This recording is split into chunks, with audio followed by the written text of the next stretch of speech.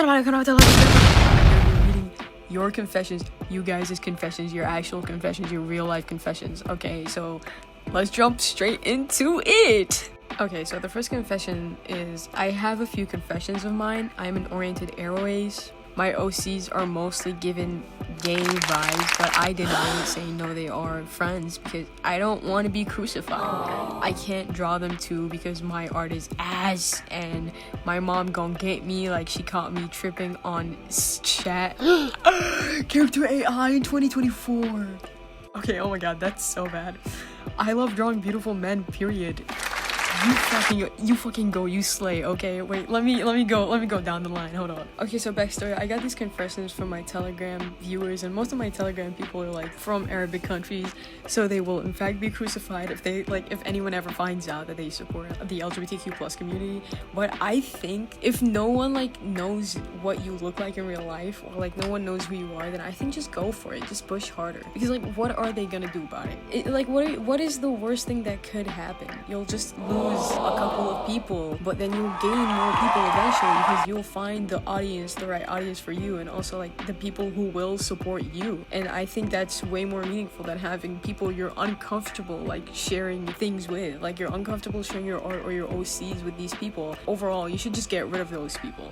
Get rid of those fans, subscribers, or whatever you want to call them, and instead focus on expressing you're first. And if you're not comfortable in posting your art, or you're not comfortable in sharing your OCs or anything, then what's the point of ever having a platform? Post whatever you want, and you will find the right audience, instead of being afraid to talk about the things that you like or talk about your OC's true nature. I mean, they're not gonna do anything. This doesn't have real life consequences, so I think just go for it.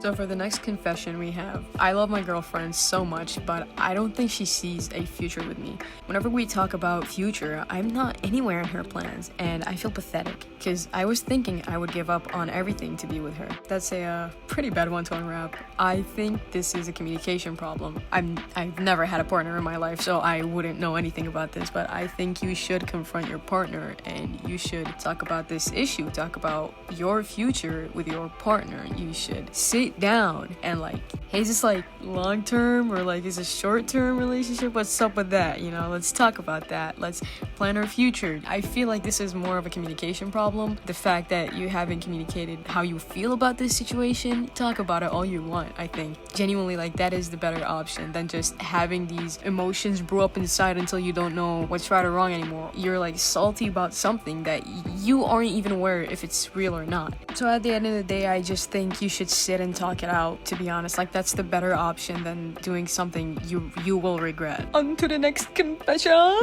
How do I find purpose in life? I've been feeling empty for 3 years. I feel for this one, you just get a raw dog laugh. Honest to God, there are so many things that you haven't even tried yet. You haven't tried going outside. I'm serious, going outside, I'm saying hiking, for example. That's going outside, right? On a fucking mountain, or to a waterfall, jumping off a cliff or something, right?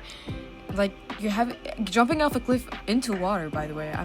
Don't get that wrong, please. Play games, try out new games, try out different music, watch different movies, find out different shows, do art, produce new music, do 3D modeling, try clay, pottery, whatever. The possibilities are endless. Life sometimes feels lackluster. It's because you haven't found something that you do enjoy, that is something that reflects you and has a deeper meaning to you. Yes, even with art, I feel I am the worst of all artists, and my art is worth nothing, and I don't want to do art. Art is boring. The point I'm trying to get here is that you can't say life is meaningless until you've tried anything. And if you still haven't found the thing that you enjoy the most, then yes, you can have it. It's all yours. The glory of I told you so, life is meaningless. You can have that, but until then, you just haven't tried. And I know a lot of people have told you, no, you haven't tried, and you aren't trying, and you're not doing this and this and that, but genuinely, when it comes to the meaning of life, nobody truly knows what it's so diverse. It's so diverse. You can major in so many things, study so many things, learn so many things, make do, experience. It's a never-ending pool of everything all at once. You're not gonna lose a limb. You're not gonna lose anything by trying. So at least give it a shot. Give it like another shot. Alright. Next confession. Now this is a funny one. You've left me for no reason, and to this day, I don't know. And I'm not kidding, but add a little drama from your side. Now, this is a secret lover from my channel. I wonder who that is. Do not worry, secret lover. You do not have a chance. Anyway, moving on to the next confession. Now, this is something that I would love to explain. Why people hate Iranian government? Like, I am new to politics stage, and I don't know anything about Iran or how a government start at all. So I wanted to ask why you hate it. Like, they did something bad? Well, first of all, I am also new to the government grounds, but I do have friends from Iran.